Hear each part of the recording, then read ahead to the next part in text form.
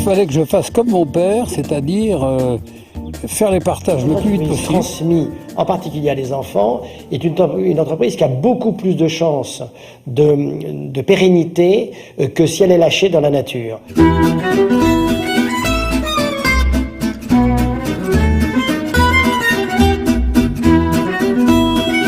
10 ans après être entrés dans un nouveau millénaire, les Français sont de plus en plus souvent des héritiers. En 2004, selon une enquête de l'INSEE, un Français sur 5 avait reçu un héritage, toutes générations confondues. La loi aussi a évolué, la fiscalité s'est allégée, favorisant les donations de son vivant, incitant à transmettre avant de disparaître. Comment s'y retrouver alors? Comment éviter les querelles d'argent? Comment laisser à ses proches ce que l'on a construit et penser à sa propre mort?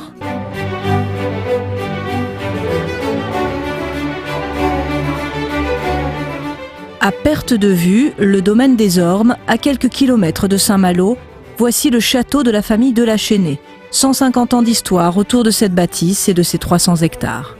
Le patriarche, c'est lui, Yvonique, 78 ans.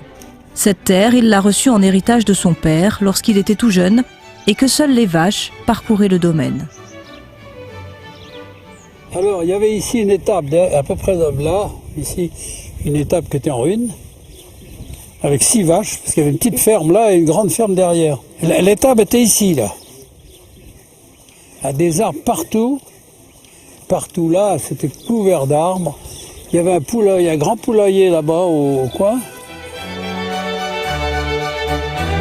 Et puis en 1977, il décide, presque sur un coup de tête, de tout changer. Il transforme les lieux en camping 4 étoiles, avec piscine, puis golf, à l'ombre du château de famille. Un lieu de charme, comme les aiment tout particulièrement les Anglais, qui commencent à cette époque à arriver en masse dans la région. Ça, c'est la première piscine, celle-là, là, qu'on a construite en 77. Le 1er mai 77, il y avait encore 60 vaches à la traite, ici, là, dans le bâtiment, là. Et le 2 mai 1977, tout d'un coup, on a trait 0 litre de lait. C'est fait à toute allure. En 8 jours, il n'y avait plus de traces de vaches ni de rien du tout. Et on a construit aussitôt la piscine, le restaurant, ici. C'est l'arrière-grand-mère d'Yvonique qui avait acheté le domaine. Depuis, la transmission s'est faite de père en fils avec, à chaque fois pour l'héritier, une mission tacite, continuer à faire vivre les lieux et les garder dans le giron familial. Mon père m'a dit qu'il comptait me laisser ça à moi. Je lui ai dit « Ok, mais je ne reprendrai ça que si je suis seul. » Je redoute les indivisions. C'est la ruine de l'ensemble d'une famille. Aujourd'hui, c'est donc un immense patrimoine. Le château et les terres qui sont une SCI, Société Civile Immobilière, et une entreprise, la SA Les Ormes. Un ensemble complexe et coûteux à transmettre parce qu'il a évidemment beaucoup de valeur. Mais pas question que ces biens sortent de la famille. Yvonique a 3 enfants et il lui faut trouver une solution pour organiser sa succession avant de partir. Mon ancêtre, Armand Louis de la Chesnais, qui a été maire de Saint-Malo pendant la guerre de 70, quelque chose comme ça, de 70 à 80. C'était le château en 1850, je pense, avant qu'on fasse ces travaux de réunion de tous ces bâtiments.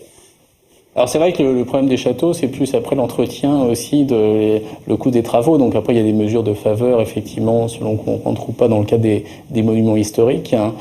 Mais c'est vrai que c'est toujours une charge après importante, et un investissement personnel aussi très important. On voit parmi les personnes qui ont la charge, le plaisir, ça dépend après de s'occuper de l'entretien de ce type de biens, mais effectivement, ça va être plus compliqué. Après, ça peut nécessiter, si on a un patrimoine immobilier important, par exemple, de créer des sociétés civiles qui vont permettre de lisser dans le temps, finalement, la transmission aussi. Hein. Une bonne préparation, en principe, ça limite quand même les risques après de conflits entre les héritiers. Enfin, c'est vrai que c'est toujours mieux de prévoir en amont, de faire des lots égaux, d'en discuter aussi avec ses enfants. Ça peut se faire aussi une fois qu'on a bien mûri le projet et qu'on sait à peu près les objectifs et quels moyens on va utiliser pour arriver à atteindre ces objectifs. C'est souvent bien de faire un peu une sorte de réunion de famille, comme ça, pour en parler ensemble et prévoir un peu ce qui va se passer effectivement. Oui. Aux Ormes, l'héritier désigné, c'est lui, Arnaud, le fils aîné, celui qui porte le nom. Il a toujours vécu ici et il a aidé son père à monter ce camping de luxe.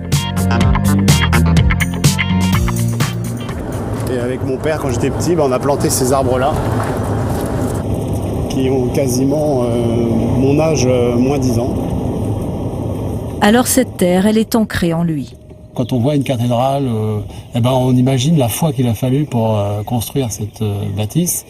Quand on voit un peu tout ce que nos ancêtres ont fait sur cette terre, il y a un certain respect vis-à-vis de ça. Et on se dit qu'on est finalement que le maillon d'une chaîne qu'on n'a pas le droit de rompre. Et en tout cas, on peut se poser la question de quel droit est-ce que je romprais cette chaîne, puisqu'il y a des générations avant qui, peut-être avec très peu de moyens, ont quand même réussi à transmettre ça à la génération d'après. Donc en fait, on est un peu les dépositaires d'un musée. Mais il y a aussi Sonia, la petite sœur. Après ses études, puis un emploi de DRH dans un parc d'attractions parisien, elle est revenue travailler aux Ormes, rattrapée par le virus familial.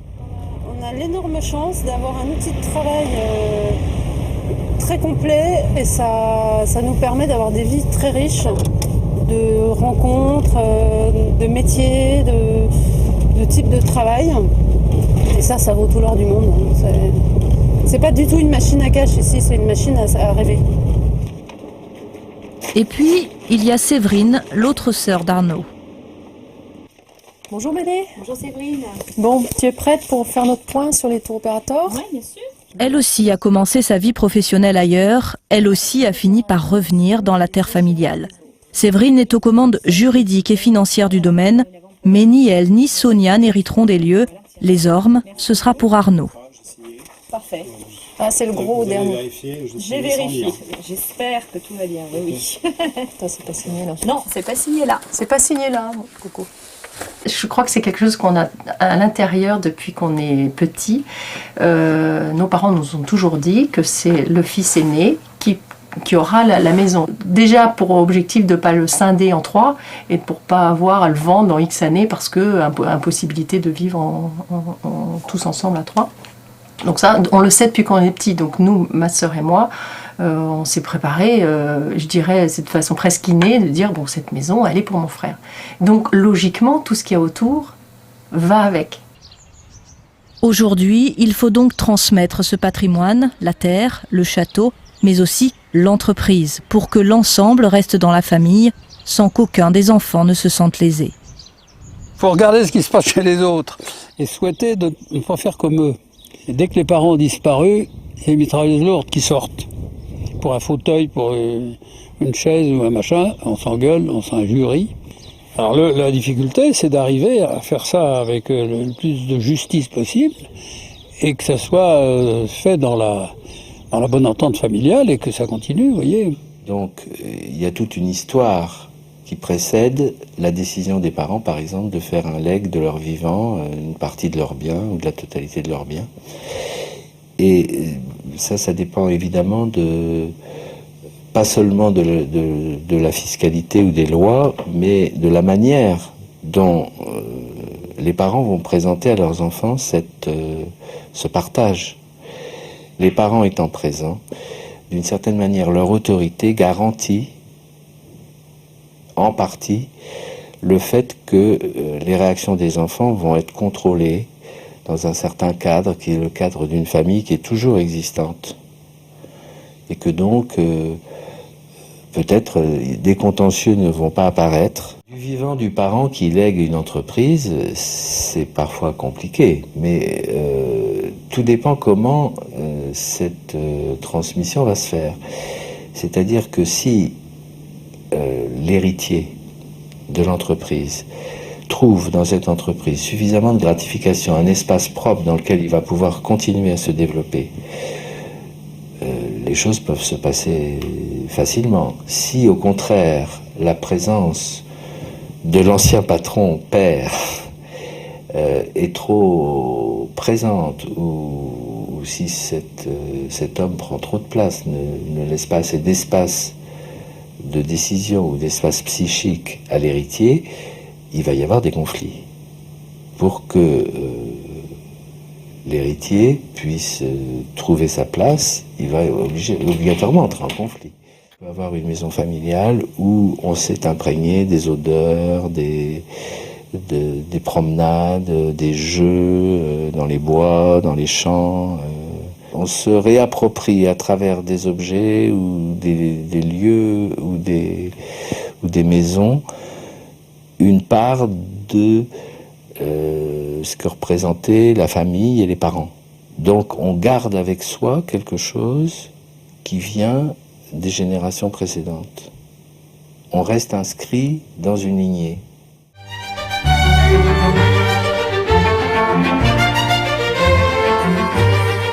Aux Ormes, toute la famille a rendez-vous pour un déjeuner de travail. Il faut faire le point sur les développements futurs, ceux du camping, des activités de loisirs, mais aussi l'avenir du château. Les enfants rêvent d'installer les bureaux de l'entreprise dans une aile du bâtiment, avec une inquiétude pour les parents, celle de se voir rogner une partie de leur espace personnel. Est-ce qu'on restaure une partie de l'aile du château pour en faire des bureaux? Ça, c'est des questions quand même qui atteignent la famille, parce que c'est quand même sur les jardins de maman. Écoutez, ne mettez pas de clients dans notre chambre, s'il vous plaît. On a un bon lit, on s'est habitué à ce lit. Le reste. Sérieusement, Le bâtiment de gauche, normalement, il est à la disposition de la SA. Mais enfin, on aurait pu faire des bureaux au rez-de-chaussée, simplement au rez-de-chaussée déjà. Il date de quand en fait? Il date de quel Il date de 1783 ou 4. Ouais. Il n'a jamais été aménagé vraiment. Alors, dans un premier temps, on a fait un projet de démolition de l'existant, mettre tout à blanc, on garde les murs extérieurs, l'escalier, tout le reste démoli, y compris le rez-de-chaussée. Les travaux s'avèrent lourds. Très lourds. Je commence parce que j'ai encore... Tout le monde participe au débat parce qu'aujourd'hui, Yvonique a transmis le flambeau à sa descendance. Une donation pour Arnaud, le fils aîné, c'est lui qui récupère les lieux. Mais pour les deux sœurs, une compensation a été trouvée. Avec des sommes héritées du côté de sa femme, Yvonique a pu acheter d'autres terres et 2 autres petits châteaux à restaurer, destinés à ses filles. Mon idée, c'était en effet que chacun ait d'abord un logement familial, une maison familiale. Ici, ça reste la maison de tout le monde, mais il ne peut pas être 3 propriétaires, il y en a un, ça suffit. Et ensuite, si possible, de leur donner en plus un outil de travail. Ce qu'ils ont ici, parce que tous les 3 sont salariés ici. Il y a le PDG et il y a les directeurs administratifs et les directeurs du personnel, les choses. Ils se répartissent la tâche, ils se débrouillent entre eux. Pas trop mal, moi je n'interviens absolument jamais. Il n'y a pas non plus de mystère, on a très bien compris très vite qu'on ne pouvait pas être à 3 sur le même site. Pas très confortable ni pour Arnaud, ni pour Séverine, ni pour moi. Donc se recréer un site où on peut recréer une histoire, un lieu de famille, on peut se recréer des souvenirs ailleurs, les Ormes sont juste à côté, ils ne sont pas partis. Il faut dupliquer parce qu'on ne va pas tous s'accrocher comme les Berniques à un rocher aux Ormes qui sont super. Je crois qu'il y a 2 points importants. Déjà, c'est de s'y prendre tôt. Que celui qui va transmettre en parle à l'avance et le fasse assez tôt, hein, c'était soit environ 60 ans. Mais on a attendu la bonne opportunité fiscale et surtout on a cherché les bons conseillers pour nous aider à faire le schéma parce que nous on n'est pas forcément compétents pour faire ça. Ce qui est intéressant, si on regarde vraiment l'aspect fiscal, ça va être effectivement de faire régulièrement, tous les 6 ans, des donations pour profiter de l'abattement de 256 000 € et quelques poussières comme ça tous les 6 ans, et de pouvoir effectivement transmettre comme ça sur 15-20 ans un montant important effectivement à ses enfants sans fiscalité ou avec une fiscalité extrêmement réduite. Alors l'enfant choisi, ça lui donne des devoirs important par rapport à ses frères et sœurs. Ça veut dire par exemple qu'il va devoir les recevoir, qu'il va devoir leur faire une place dans cet espace géographique et psychique de l'héritage. Alors tout dépend des relations préalables qu'il avait avec ses frères et sœurs, c'est-à-dire ça peut avoir des effets aussi positifs, hein, je veux dire tout n'est pas négatif là-dedans, c'est-à-dire que ça peut aussi soulager certains qui ne se sentaient pas en mesure, pour qui c'était des responsabilités trop grandes, et qui sont soulagés du fait que y en ait un de la famille qui reprenne l'héritage. Héritier du domaine des Ormes, Arnaud de la Chênaie doit désormais entretenir les lieux, pérenniser l'entreprise et imaginer l'avenir. C'est le plus créatif des enfants et c'est l'autre partie de son héritage. Son père lui a transmis sa propension à rêver. Alors Arnaud réalise ses rêves de gosse. Des cabanes en bois, perchées dans les arbres, plantées par son grand-père. Une offre touristique hors norme, une nuit dans un perchoir pour des touristes en quête d'originalité, avec option tyrolienne pour rallier les cieux.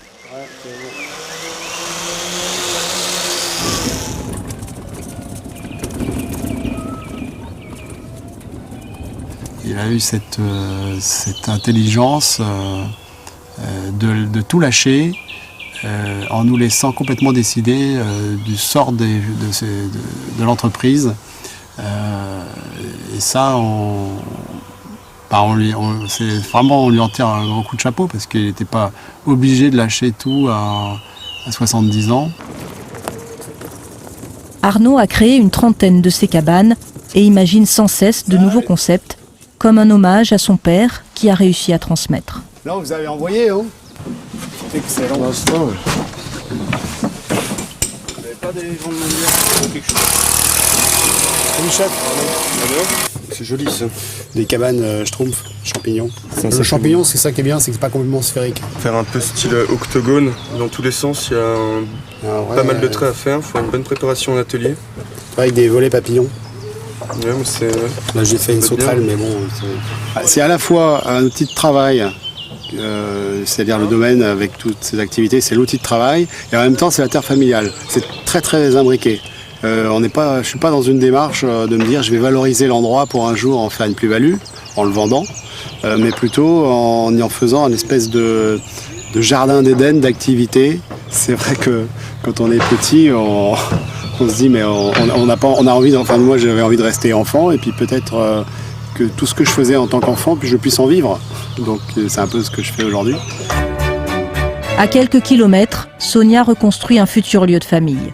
Elle l'a rebaptisé le manoir de Terre Rouge et s'y est vite attachée parce qu'il est aussi chargé d'histoire. C'est un ancien sanatorium devenu lycée agricole. Sonia et son mari lui redonnent vie petit à petit. Ils accueillent des mariages le week-end et une pépinière d'entreprise la semaine. Des sources de revenus qui permettent de financer la restauration de ce bâtiment qui était à l'abandon. Comme ses parents, elle le transmettra à son tour. Nos enfants auront un beau bâtiment en état, je ne sais pas ce qu'ils en feront. Puis c'est plus fort que nous. Toi qui se casse la figure, une gouttière qui n'est pas propre, il faut la remettre. Je ne pose même pas la question. Il faut tenir en état ce qu'on a la chance d'avoir et le repasser aux générations suivantes. Que ce soit nos enfants ou d'autres d'ailleurs, mais tenir en état les bâtiments qui existent. C'est quand même dommage de laisser tout ça s'écrouler. Il y a des gens qui ont travaillé, qui ont construit, qui ont pensé ce site. C'est pas pour le laisser à l'abandon. Encore un peu plus loin, voici la Villuchette, le dernier manoir, celui de Séverine, l'autre sœur d'Arnaud. Ici, les travaux sont encore plus colossaux car c'est une coquille vide. À l'intérieur, tout est en ruine. Mais le bâtiment a un cachet qui a séduit Séverine et son mari Gaël. Dans son ombre, un camping 4 étoiles dont le développement devra aussi permettre de financer la restauration du château. C'est Gaël qui s'occupe des lieux, déjà amoureux de ces pierres, de cette histoire, de ce patrimoine qu'il pourra aussi transmettre plus tard. Il y a une responsabilité d'avoir quelque chose comme ça, je ne vais pas le laisser pourrir. Je pourrais le vendre à un marchand de pierre, comme il l'avait fait, il l'avait prévu dans les années 70 sur les plans à détruire. Mais quand on voit ça, on se dit mais on ne peut pas détruire un truc comme ça. C'est l'avenir qui nous dira ce qu'on fera de cette bâtisse. On va la sauver parce qu'on a d'abord dans notre famille, on a plutôt la culture des vieilles pierres et des demeures. Même si elles sont en mauvais état, qu'elles demandent des efforts dans le travail et financier, c'est pas très grave. Au moins, là, il y a quand même un patrimoine de Saint-Malo. Il faut le sauver. On mettra peut-être 15 ans ou 20 ans. On mettra 20 ans à le sauver et ce sera bien. Il y a un patrimoine à conserver et à faire revivre comme il a été au début.